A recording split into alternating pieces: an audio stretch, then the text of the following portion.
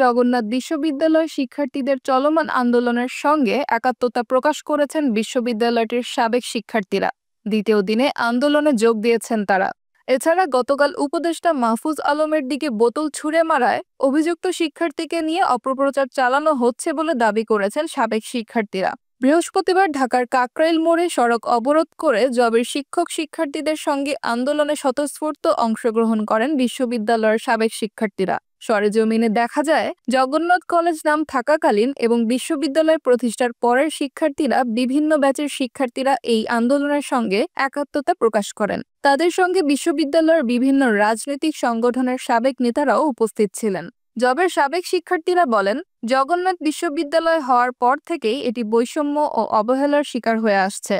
কখনো হল, আবার কখনো ক্যাম্পাস নিয়ে আমাদের আন্দোলনে যেতে হয়। যে কোনো জাতীয় আন্দোলনে জবে সবার আগেই নিজেদের অবস্থান জানান দিয়ে অংশগ্রহণ করে, কিন্তু সবসময় দেখা যায় দিন শেষে আমরাই বঞ্চিত।